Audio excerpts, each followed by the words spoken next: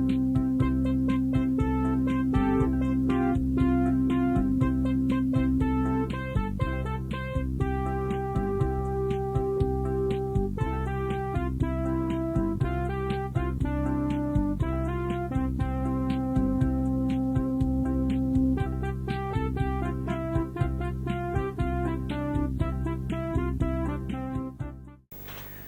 responsive I message. Let's talk about that. The responsive I message we need to frequently give when someone asks something of us. They may ask us for money to lend them. They might ask us to take care of their children or their dog, or they may ask us to go out to eat together, or for them to come to our house, or us to them, to lend them something. Every time someone asks us something, we are in a position in which we need to give an I message. We have to say yes or no, or maybe. And why? That's a responsive I message. Now, it's very frequent in our social relationships that we have difficulty saying no when actually we don't want to do what we're being asked.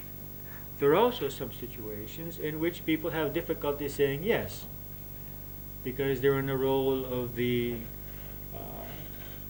rebellious one, of the person, of the adolescent who, or of the person who doesn't want it to be known that he agrees with other persons. So some people get caught up in saying no even when they would like to say yes. But many more people get caught up into saying yes when actually they would prefer not to do or to give or to respond to that. Now, what are the reasons why we say yes when actually we feel no? One is a desire for approval. I mean, it was very clear in our childhood years that we did not get the same response when we said yes and when we said no to our parents. I mean, if we said yes, then we were very good children, and if we said no, we were not good children, and we did not receive the same love. And so that programming has gone in, and we're definitely programmed that saying no does not sustain the love of other persons, that they will stop loving us. They will stop caring for us. They may even reject us, and may even, if we received punishment frequently as a child for saying no, we may even be expecting some kind of punishment, if not from this person, from God, because I'm not a good person. So there's the fear of rejection, fear of losing love, fear of punishment also. These may be subconscious. These may be deep within us. Perhaps guilt, that if I don't say yes, I'm not a good person. A good person would say yes in every situation, regardless of its cost to us. We may say yes in some situations in which we believe that we will need this person in the future. He may have some position, may have some power, and so it's good to have this person in some way obliged to us. We may already be obliged to that person. So even though we don't want to do what he's asking, we feel that, well, since he has helped us, I don't want to do it, but I must do it. In this case, we already feel obliged. We may say yes to certain persons because we put them in the role of authority. We see that frequently here in our morning keys. Someone may ask someone to do something, and they say no, and I pass by and ask the same person to do it, and he says yes, which doesn't make me happy in any way. I mean, I would be much happier if they respected each other as much as they respect me. So, I mean, we'll give one response to one person to whom we give a certain position in our mind, and another response to another person who we haven't given that position in our mind. We may say yes when we feel no out of a sense of duty also. Or we may be playing the role of the martyr, of the victim. And there are certain people who get into that role and they thrive on being used. and they thrive on sacrifice. But it's not real sacrifice, because real sacrifice is done with love and happiness. It's a sacrifice of a person who is being done injustice. And every time an injustice is done, in a sense, there's this whole thing about being the victim, because the victim is right, because the abuser is wrong. So as long as I am the victim, I am worthy. You understand the psychology here? Because if I am the victim, that means that the other person is doing something wrong, so I'm right and he's wrong. And so some people get caught up in that role, and they thrive on being used. Now, don't get me wrong. I am for saying yes. I am for living for other persons. And my personal philosophy in life has been to reduce my personal needs as much as possible in order to be available to the needs of other persons.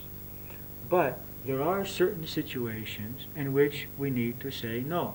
And we have to be able to say that when that is our truth. Now, each of us will have to find his own balance in that. There's no formula, but there's some questions that I will present to you now that you may want to ask yourselves. That which the other person asks, first of all, is he asking me to do anything which is against my belief system or my value system? That's a very important question. I mean, that I'm not forced to do something. He doesn't ask me to tell lies, for example, or to cheat, or to steal. So in those situations where what this person is asking me is against my ethical belief system, I would need to communicate to him that, I love you, I care for you, this relationship is important to me, but you're putting me in a very difficult situation because I won't be able to live with myself if I do that. I mean, I have a conflict of conscience. So there are times when we may have to say no for that reason.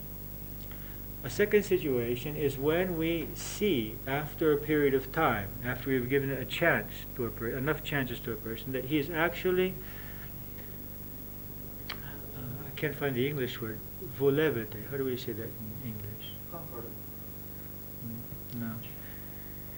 In a way, he's being irresponsible. I can't find a very clear English word. I didn't consider it. It means that he's just sort of resting on our energy. He's very comfortable, and we are taking care of him, and he's not taking responsibility for his life. And he may be a child of 30 years old who's still asking for money. He may be still asking for us to support him. And so he is resting on our energy, and this is not helping him. You have the situation when someone is an alcoholic or has gotten into narcotics or has a problem. I mean, there's nothing wrong with this. This person has a problem, but we're not helping this person when we allow them to stay in this state. So that's another question. That which this person is asking for, will it really help him? Or would it actually do him harm, allowing him actually to go deeper into a state of depression or lack of self-respect? And I've seen this frequently. There's a love-hate or dependency-hate relationship is created, because when someone is dependent on someone and believes that he cannot live without that person, no matter how much that other person gives to him, he starts hating that person, because that person is actually destroying his self-worth, his self-respect. He believes that he must have this money or this support from the other person, but every time he takes that, he's saying, I'm not worthy. I cannot do it by myself. And rather than having gratitude towards the other person, he usually has anger or hatred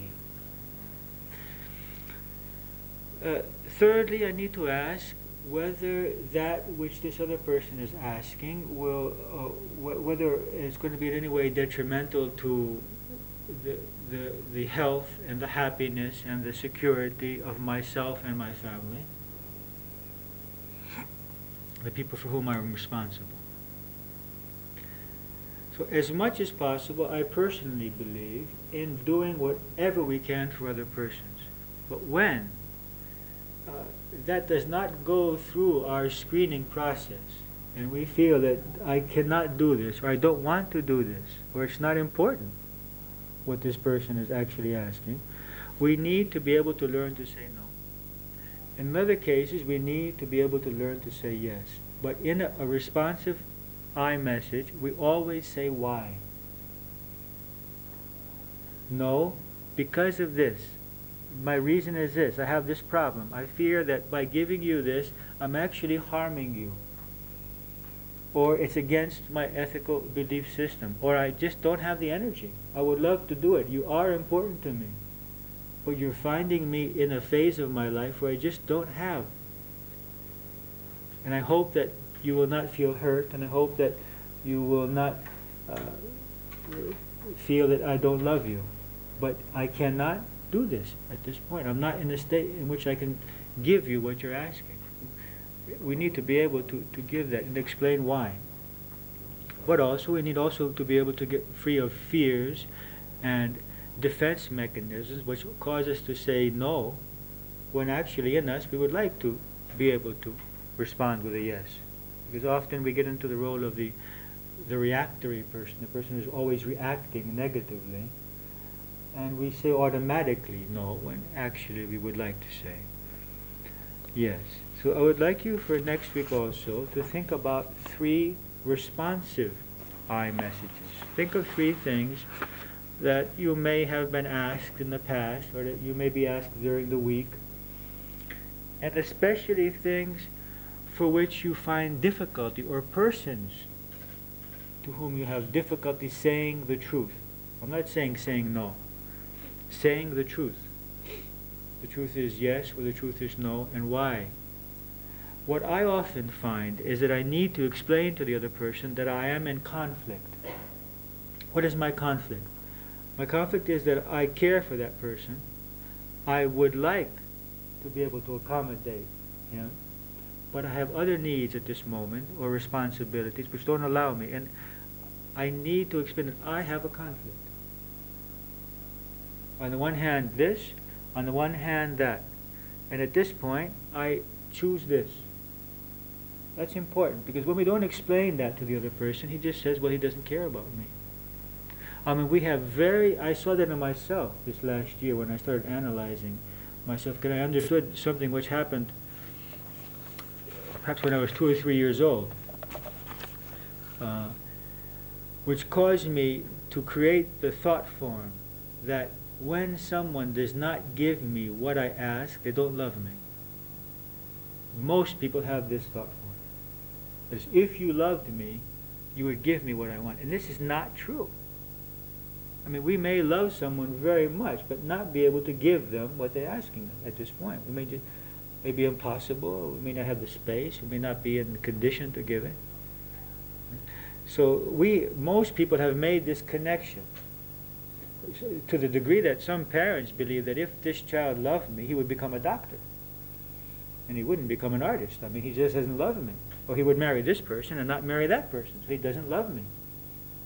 It's ridiculous when you hear it, but many people their minds work in this way, that if this person loved me, he would live his life in this way.